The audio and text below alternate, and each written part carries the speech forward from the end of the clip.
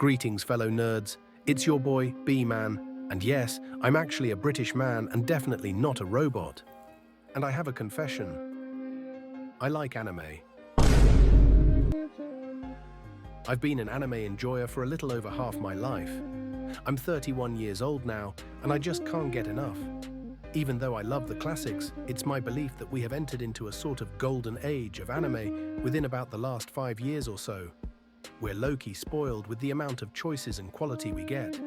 There's bangers like Demon Slayer, World Trigger, Hunter x Hunter, Jujutsu Kaisen, My Hero, Vinland Saga, on top of constant new and promising entries like Solo Leveling, Kaiju Number 8, Hell's Paradise, the awesome newbie adventurer, trained to death by the most powerful party, became invincible.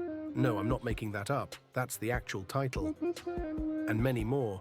Believe it or not, back in the day when I was in and just coming out of high school, we really didn't have but a handful of good choices, and out of those, it was only a few with great animation. Excluding movies, of course. Now we get dozens a year, a bunch having great animation, story, fighting.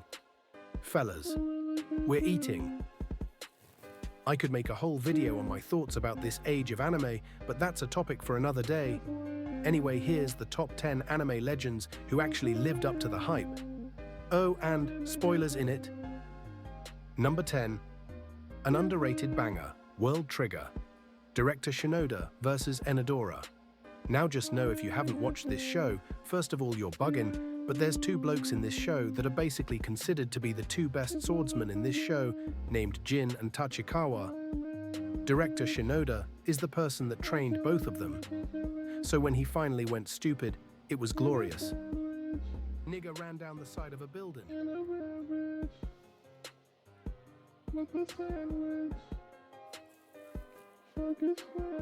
Number 9. Another underrated one, Black Clover, Nova Chrono rescuing Asta.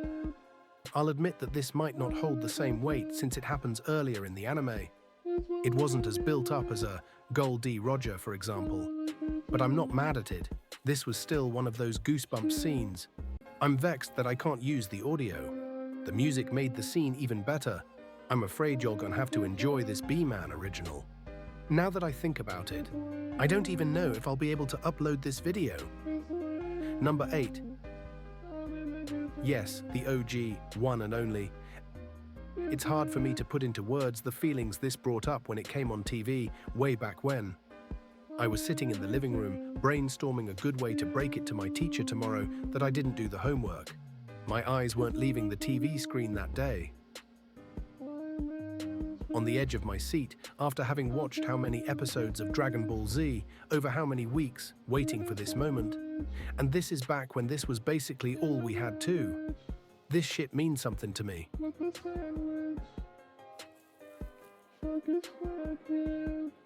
Number 7. Bleach 1000-Year Blood War. Captain Yamamoto has had enough. He said fuck it and decided to take matters into his own hands since the captains were selling. The original Bleach series is a classic, of course, but this was something we always wondered when watching. How strong is Yamamoto? This scene is fire.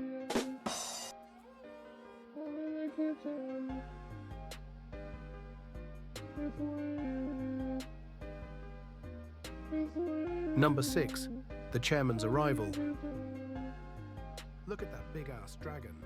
The narration, the scene, the music, everything about this one is legendary. Then they show the mini-movie of how he grinded to become who he is. Absolute cinema. Look at that big-ass dragon. Hunter x Hunter did a great job of power scaling their characters, so you know how strong Gon and Killua is, which mean you know how strong Kite was when they started Arc, and for him to get spanked like that shows us how strong P2 was. So when the chairman just pushed her aside, it was a bit of badassery. He said, "Move bitch, get out the way." Netero got it out the mud, it must be respected. Number 5. Takamura snatches Hawk's chain. This isn't the first time we see Takamura fight in this anime, but this is the first time we see him really push to his limits and have to get serious. This is his shot at the world title, and he takes it for the gym. He takes it for Japan, and he takes it like a pro. Well written, well animated. You care about the characters. You feel the weight of the moment. Hajime no Ippo is top 2 on my all-time list for a reason. I remember when I was first watching this, I was legitimately shook, thinking Takamura was about to lose. Especially there at the end, when it shows the world champ has another level he could go to. But Takamura said, "Watch this."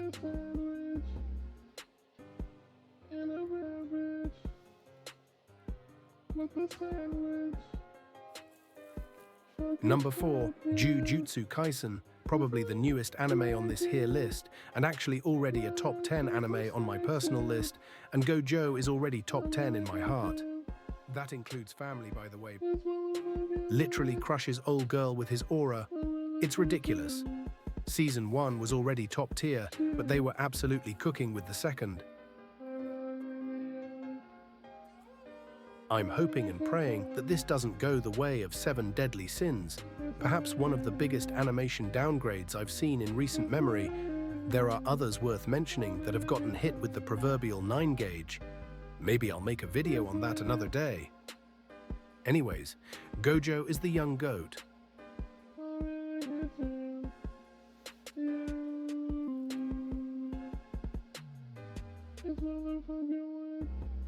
Number 3, Levi versus the Beast Titan. Need I say more? Bitch.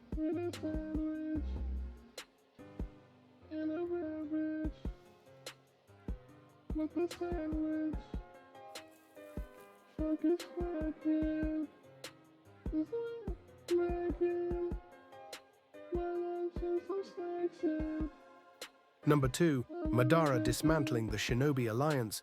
Good God, he was methodically folding them like your abuela at the laundromat. Then picked up a sword and started slicing them up, like your abuela preparing the carne asada. Then after all that, this nigga went and dropped 2 big-ass boulders on the rest of them, like your abuela. In all seriousness, Naruto holds a special place in my heart, of course, like a lot of people, and it has a good argument to be called the greatest anime of all time in its totality, with a fully fleshed out world and fully fleshed out characters. I've laughed, watched Naruto, cried watching it, and done other things while watching. But I mean, is there a better moment than in which we finally got to see a legendary figure step on someone? Why yes, there is. Number 1. Young Gold D. Roger, Redhead Shanks, the Brixton bully slide with a body, manhole 2 from the Woody. What he did to Kid and his crewman. I can't lie, I was kinda feeling sorry for him, and I usually can't stand his ass. Lord, when I tell you we have been waiting for over a decade to finally see what a serious Shanks looks like. And like the quote-unquote workers over at the Amazon Prime plantation, Oda-san absolutely delivered. Well, that's the list, fam. Do you agree? Do you disagree? Feel free to insult me in the comments, but to anybody hating, I actually already have my response prepared. Haters out there, suck my ass, 'cause you're no good and better than everybody else.